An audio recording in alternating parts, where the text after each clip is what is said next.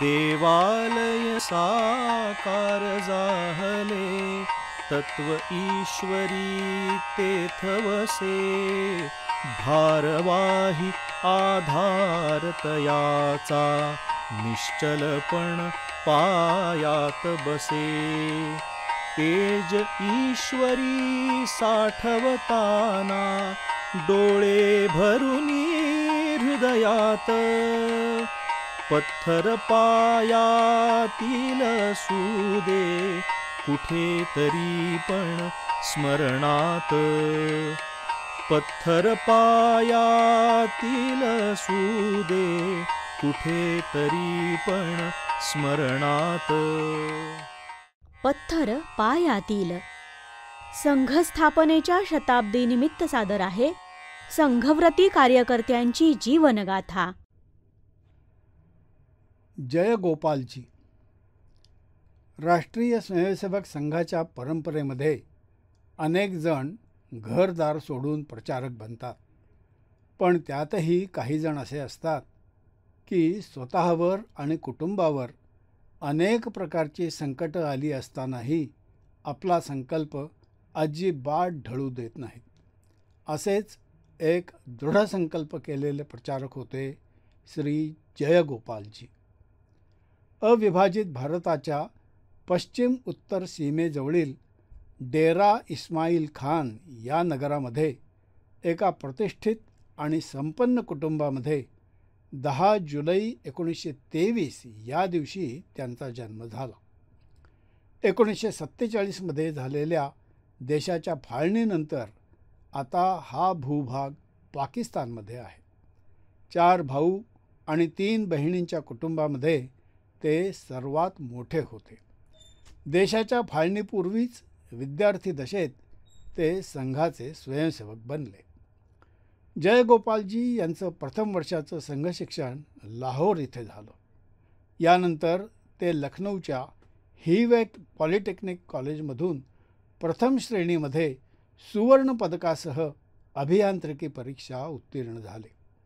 इथेच श्री भाऊराव देवरस यांच्याबरोबर त्यांची मैत्री जुळली आणि यानंतर 2 शरीर एक आत्मा इतके एकरूप होऊन ते काम करू लागले. कुटुंबातील सर्वात मोठा मुलगा असल्यानं आईवडिलांची स्वाभाविक इच्छा होती की ते आता नोकरी करतील. परंतु जयगोपालजींनी तर संघाच्या माध्यमातून समाजसेवा करण्याचं व्रत आधीच घेतलं होतं. त्यानुसार शिक्षण पूर्ण झाल्यावर 1942मध्ये ते संघाचे प्रचारक बनले.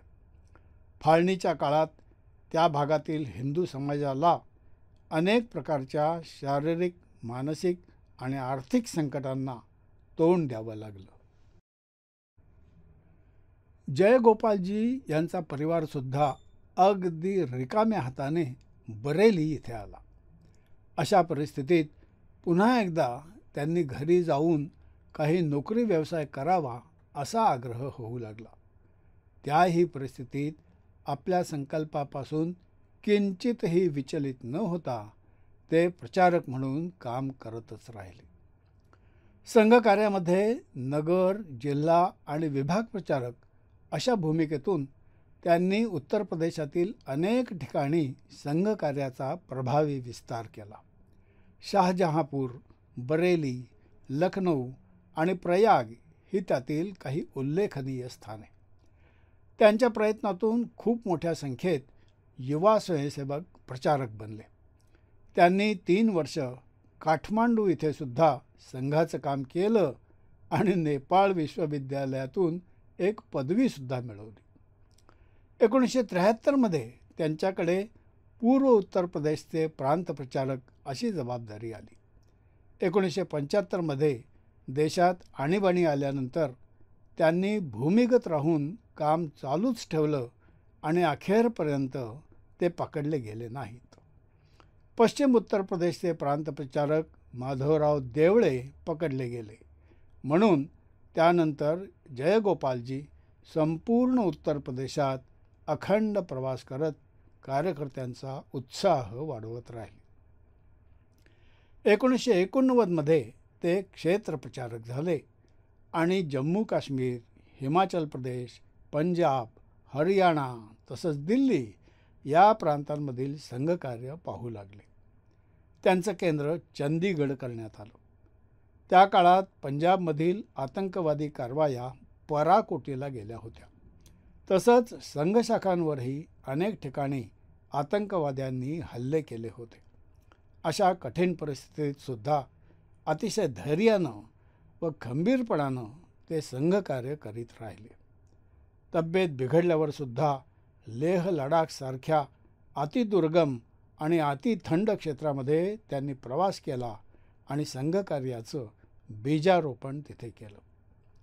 1994 त्यांच्याकडे विद्याभारतीचे संरक्षक म्हणून जबाबदारी देण्यात आली आणि त्यांचं केंद्र लखनौ झालं. तिथे राहून जमेल तितका प्रवास करत ते विद्याभारतीच्या कामास मार्गदर्शन करत राहिले. वृद्धावस्था झाल्यामुळे आणि नाना प्रकारच्या व्याधींनी घेरल्यामुळे 2 ऑगस्ट 2005 या दिवशी दिल्ली येथे आपल्या बंधूंच्या घरीच त्यांचा देहांत झाला. जयगोपालजी यांनी विद्यार्थी अवस्थेत जी तंत्रज्ञानातील पदवी मिळवली होती त्याचा त्यांनी व्यक्तिगत लाभासाठी पैसा मिळवण्यासाठी कधीच उपयोग केला नाही. परंतु लखनौमधील संघपरिवारातल्या अनेक संस्थांच्या इमारतींचे नकाशे त्यांनी बनवले. निराला नगर येथील विद्याभारतीचं मुख्यालय आणि केशव भवन हे लखनौमधील संघाचं कार्यालय या त्यातील 2 प्रमुख वास्तू होत. पत्थर पायातील असू दे कुठे तरी पण स्मरणात